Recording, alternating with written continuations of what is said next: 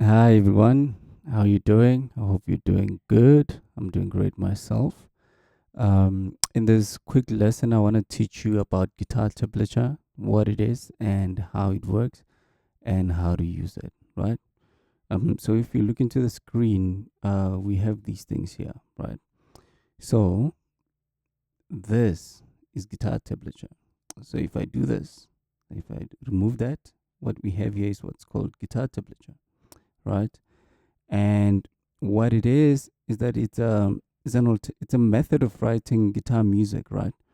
And it's an alternative to standard notation. This what you see here with the symbols, which you've probably seen somewhere before, is standard notation, right? So this is an alternative to that, right? So this could have been written like this without that, and a guitar player should understand what this means and what they should play, right?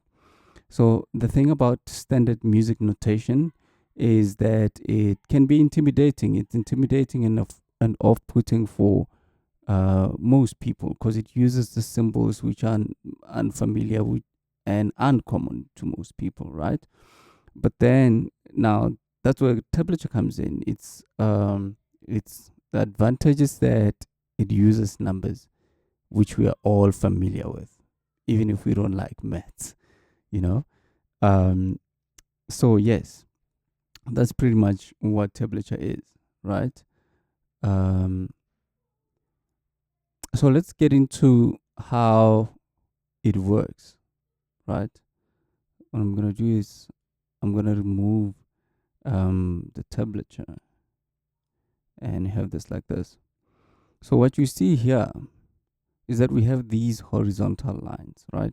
So those horizontal lines they represent the six strings on your guitar neck, guitar fretboard. One, two, three, four, five, six.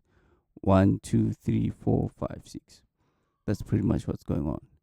And then these vertical lines here, vertical lines, these are the bar lines. So they don't represent these lines over here. Okay. So these are called fret wires. And between this fret wire or this nut and that fret wire, this space here is called the fret.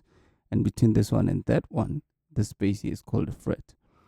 And so these lines that you see here, this two, three, four, they represent bar lines. So what bar lines essentially do in a piece of music is that they divide the music into four beats. One, two, three, four. One, two, three, four. I bet you've heard of 8 beats or 16, rather 8 bar or 16 bar verse, right? So that's what it means. If you have eight of these, then you'd be having a section of a song that's 8 bars long. Okay, so enough about that. The important things here is the frets, right? So on your guitar may have 24 frets from here to there. It could be 24, or it could be a 22 fret guitar, or if it's an acoustic guitar, it could also be a 12 fret guitar, right? So this is how it works. These numbers that you see here indicate that you need to play that particular string on that fret number. So you see here it says 3. So it means you need to play this string, which is the A string, on the third fret. Okay. This one here is a 5. In fact, let's go to this one. This one is a 2, and it means you need to play this string, which is the D string, on the second fret. You understand? Which is D. Okay. So that's pretty much how it works. So what's going to happen is I'm going to press play now. Watch what happens over here.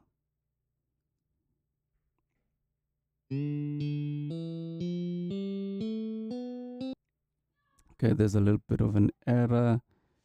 Let me remove it real quick.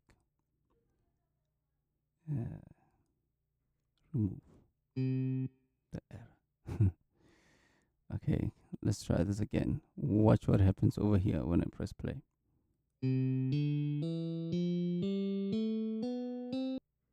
Let me do it again. So you see, as the line moves across the across the page, whatever number it's on gets pressed on here, which is pretty much what will be happening when you're doing this with your guitar or on your guitar. So again, you can just pause this video and try and do this. It should literally sound the same way. It should go do, re, mi, fa, sol, la, ti, do, right? That's the major scale in C, right? So that's pretty much how it works, right? And then now if we come to this bar, you're going to see that these numbers are stacked on top of each other. And what that means is that this is a chord. You need to play them simultaneously at the same time.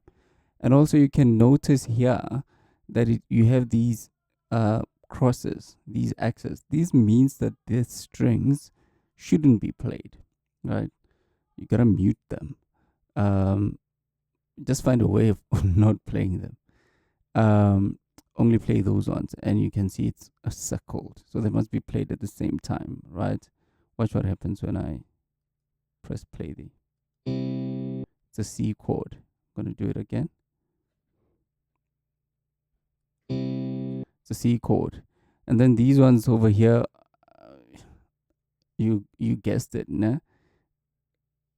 You're gonna play them 2-2, right? They're called double stops or intervals. I think these are thirds. Very nice. Okay, so that's pretty much how it works. You just look at the number, count, and place the number in the strings on which they are, and then count and play them there. Okay, that's essentially how this whole tablature thing works, right? So the one thing, the one disadvantage that tab has is that it doesn't tell you how to play the notes. Okay, it just tells you where to play them. This one doesn't necessarily, so this one is universal. So any musician playing any instrument can read this and should understand what this means. But a musician that's not a guitar player might not understand this, okay? So perhaps after about 6 months to a year of you playing your guitar, you may start wanting to dabble deeply or dive deeper into this. But initially, you don't necessarily have to, okay? So this tells you the rhythm, the rhythm, the rhythm of how you need to play this, right? So this note could be played in all sorts of ways. It could be played as da da da da, or da da da da da da da da, or da da da da da da da da da da da. You know, all sorts of rhythms, right? So that's the strong and the advantage of this, and the disadvantage of this. But this one is advantageous because you can learn it real quickly. Like after you finish watching this video, you can just try and apply this. You're gonna get it. But this one takes a little bit longer to grasp and get used to. Okay. So that's pretty much it on tablature for this lesson. There's more that could be said and added about tablature. All these symbols that you see here could be inserted here to mean something, on to tell you how to articulate the notes and how to play them. Okay, but that's a lesson for another day. We'll get to them. But for example, for a quick example, we could do this, and I insert this over there, a band, and then I say, okay, you see what happened there, and you heard what happened. It tells you that this note, when you play it, you need to bend the string full, push it up, like they do in blues music, and then it's gonna make this sound. Okay, it's gonna make that sound. Okay, so that's pretty much how it works. If you've missed anything, just rewind this video and take a listen again, and then try and apply it immediately, and you should be successful at it. It's quite straightforward, nothing complicated. Okay, I'll see you in the next lesson. Take care.